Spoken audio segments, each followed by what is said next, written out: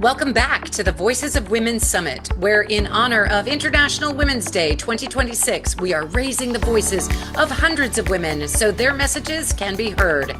Your host for this session is Kimberly Crow. Kimberly is the founder of Entrepreneurs Rocket Fuel and the creator of the Voices of Women Summit. She's got another amazing guest coming right up. Take it away, Kimberly. Hey folks, we're back, and this time I have with us Manette Antiel. Manette and I met in a mastermind with Brendan Burchard. She's amazing at what she does. She's all about voice and women's voices and men's voices as well. Welcome to the program, Manette. Hi, Kimberly. I'm so happy to be here. We're delighted to have you. You're going to be talking about your unleashed voice, the voice you were born to bring to the world, that you were born to change. Delighted to have you here. Before we get into this, tell us your story. How did you become so passionate about voice? Well, I'll tell you, when I was about 4 years old, my mother said, Manette Until, lower your voice. I froze, right? My breath stopped.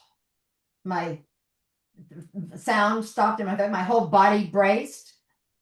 I wasn't safe to use my voice. Right? It wasn't safe to use my voice. My mother was my safe space. That glare in her eyes, the windows to the stove just slammed shut, right? I had to get her back. And so I grabbed my father's humor. Now, my father wasn't safe, but he was very funny at times. And so I grabbed his humor. It worked on her. And I said, is this low enough, mother? That was funny. And then I held my breath because I was kind of sassy, but the glint and warmth came back in her eyes and she went, yes. And that became a little routine we did. She would just glare at me and I would lower my voice. Is this low enough, mother? And then this is where my voice went. This is my voice for years and years. This is the voice in which I worked in the legislature, went to law school and practiced law and was a spokesman, a media spokesperson with a mic. This was my voice. And when through various life circumstances, as we just talked about, we all have different paths. I was out of the professional world for a while with neurodivergent children. And when I decided to go back, I didn't want to be a lawyer anymore. And I went to theater school. I wanted to change hearts and minds at the theater. And I went to my first acting one, and the teacher pulled me in mid-semester and said, Manette, I really think you're talented, but we keep losing your voice. Yeah, I lost it right there. We could just barely hear you. Okay. And I had to go to voice 10A. And I had to learn to bring my voice here. It's interesting what we get told, right? And yes, I was sharing in the very beginning. I wish that as a child, I heard more. Hey, Kimberly, we'd love to hear you talk more. We'd love to hear you be more chatty. And I never heard that. Never said to anybody ever. And I think that when we are told, I heard that too. Like Kimberly, lower your voice because we can be real shrill sometimes. And what I heard is, we don't want to hear from you. That's not what they were saying, but that's what I heard and how I interpreted it. And so having that permission that you're speaking about to be able to project on stage, to have people want to hear your voice and want to hear you project, can be very empowering. Is that true? Well, absolutely. What I will tell you though is I learned to use this voice on stage. But then I was not comfortable using this voice as my speaking voice. Ooh, okay. Because part of our identity is connected to our voice. And when I was speaking, I thought I was screaming. I was too loud. It was not appropriate or acceptable for me to have that voice in the world. Because we're told it's misogyny. I'm just going to label it. Women are supposed to have sweet voices, nice voices, warm voices, the voice of the good girl, right? And when we use our full, powerful, resonant voice, we're often told you're too much, right? You're harsh. You're overwhelming. I mean, think of all the political women and what they've had to deal with in terms of when they use their voices powerfully and capably, they're seen as too much. And so when I work with people, I say, you've got to warn people you're working with your voice. because they're going to see a difference. They're going to see a difference. They're going to hear a difference in your voice, and they're going to see a difference in you as your voice allows this voice to come out. All right, powerful. All right, let's get into it. What do we need to do to bring this voice that's going to change the world we were meant to change? Right. So what you learn in theater school, or is the voice work that the actors, the finest actors in the world, have been studying and trained in for generations. I'm going to tell you a real quick story about Morgan Freeman. Oh, the voice, right? The voice of God. When he's interviewed, they ask him, Morgan, where did you get your voice? He says, I got it from my voice teacher at the theater department at LA Community College. All right. And then what he says is, then he backs up and says, what I found there was how I reclaimed my voice. I found how to use my voice. I learned habits I have developed that weren't serving my voice, and I learned the new habits that did and how to access it. And so what we find, I mean, I'm here in my studio, and you will see it's got yoga mats and balls. And people say, I thought I was going to come work on my voice, and it looks like I'm going to do yoga. Your voice comes from your body. And when this body is not open, the other thing that happens to us when they say lower your voice is we do this. We draw in. And life causes us to do that, right? Think about what we're dealing with right now. We walk around armored like this. And when you have a tight, closed body, you have a tight, closed voice, right? The only way, our breath is what forms our sound. I'm going to give you just a very tiny little anatomy class right here. So right here, if you'll go down, this is your larynx, and in there lies your voice box, right? Your vocal cords. You can move it back and forth, right? At the top of that, it's a little kind of cartilage, right? Down there lies your vocal folds. They sit right there on top of your windpipe, and they're open. Air goes in and out and in and out, right? But when you want to make sound, your brain tells those vocal folds to close. Oh. You sip in air. Think about it. When you are going to answer a question, think, I know the answer. What do? You take in breath, right? Yep.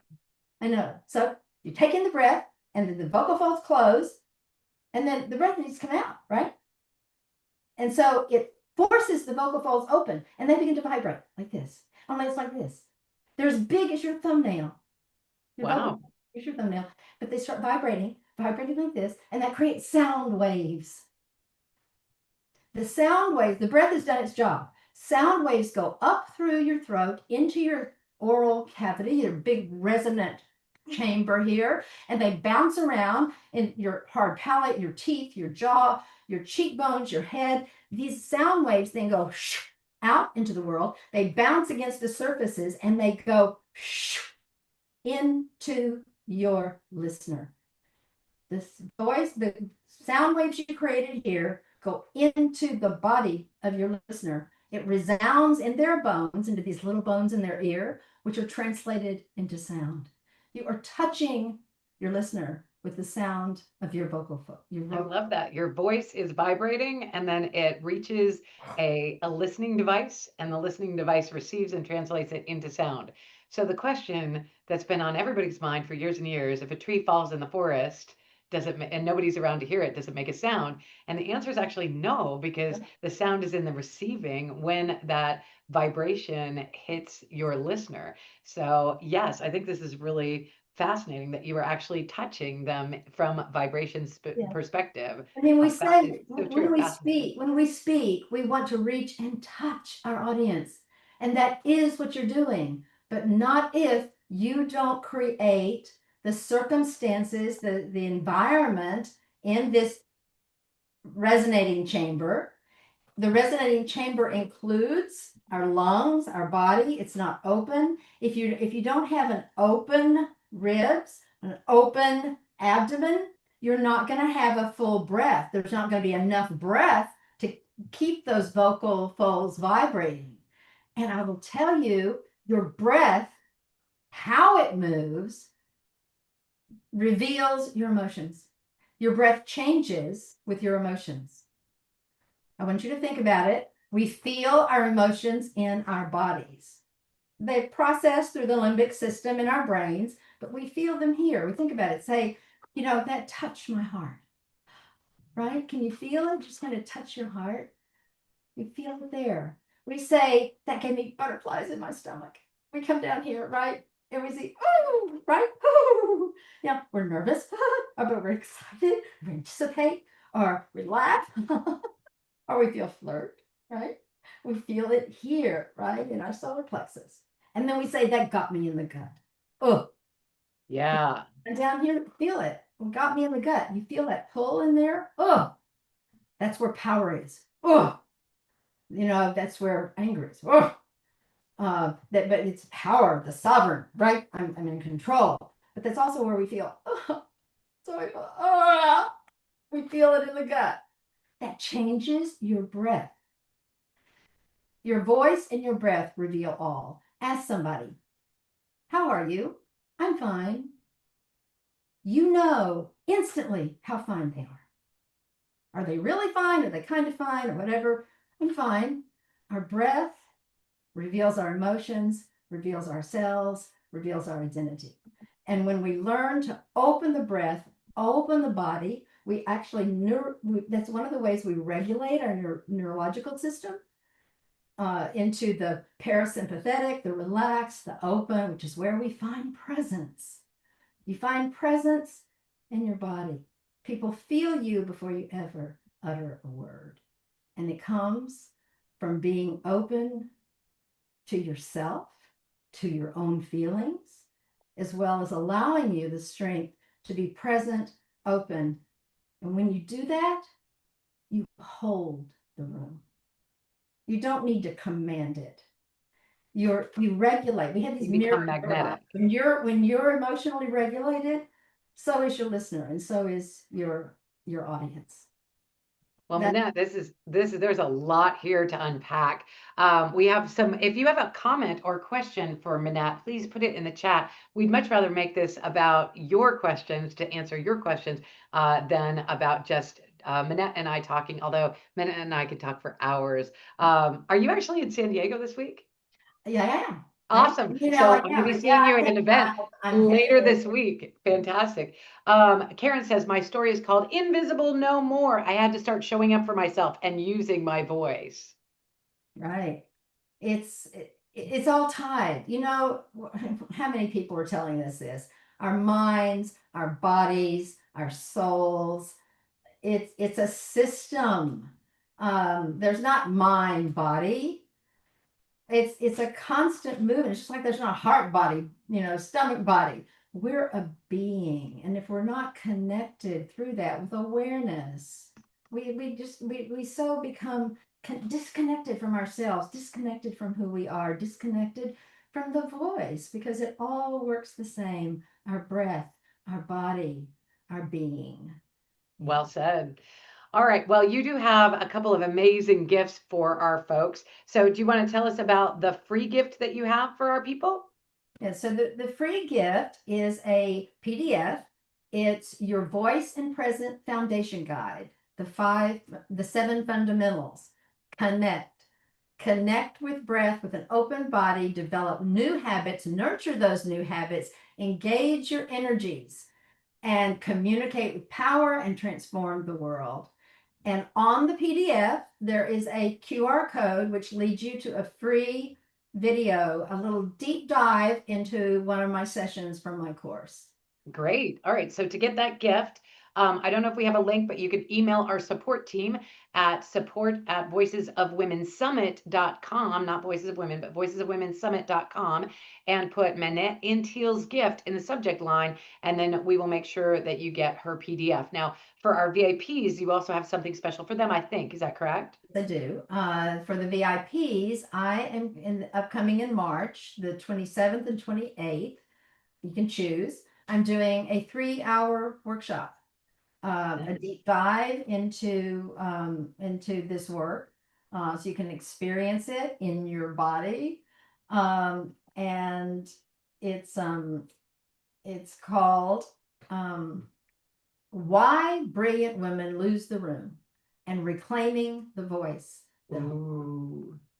You Why know, brilliant women lose the room. Yeah, we need to be able to hold that room. I think you said that in the Facebook Live that we did yesterday, talking about the Voices of Women Summit. Yeah, we definitely want to make sure that we are holding that room and the attention of folks and not forcing it, but holding it. And I think that's really, oh, you said not command it. yeah, I will Is that tell what you, you said? this is the one way we constantly get talked over, interrupted, cut off. And instead of fighting that, if you're holding the room, if everyone's leaning in to hear and listen to you, what you do is you forestall that. And it, as I say, why does that happen? Because we come into the room in tension. We come into the room without the opening and this grounding with which can forestall that kind of interruption. That I love it. All right. Karen says, I love how you said people feel you before you ever say anything. So you should take a deep breath and open up before you start speaking. All right.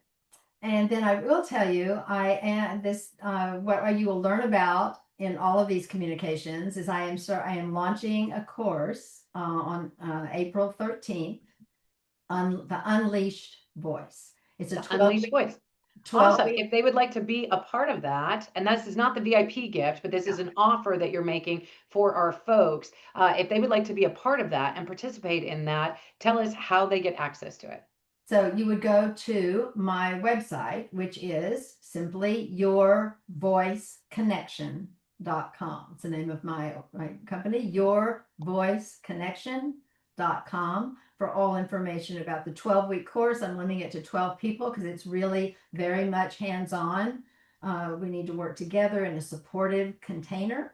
And to really get this embodied in your whole system, so it becomes spontaneous and there for you at every moment of your experience.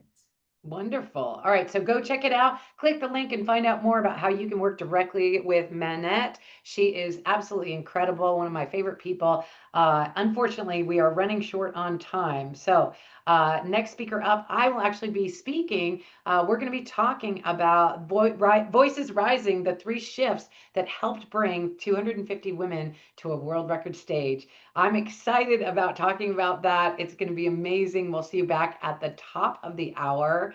But before we let you go, Manette, you got a few minutes. Any final words for the crew? Share with us your knowledge.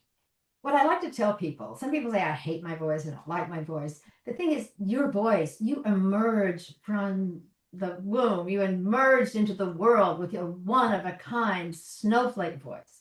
No one else in this world has your voice. And it's speculated no one in the history of the world has ever had your voice. It's like your fingerprints, right? Like your eyes, like your face that we get into our with.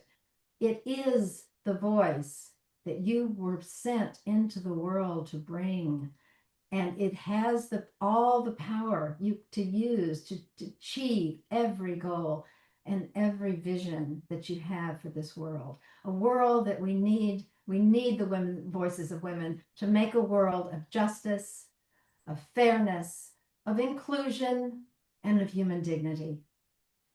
We can make it happen with our voices. Your unique, one-of-a-kind voice. Bring it out. Beautifully said. All right, ladies and gentlemen, with that, we will sign off.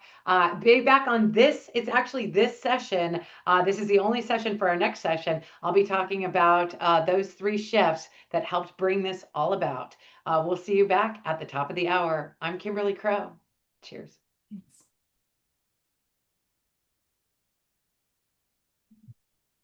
Okay.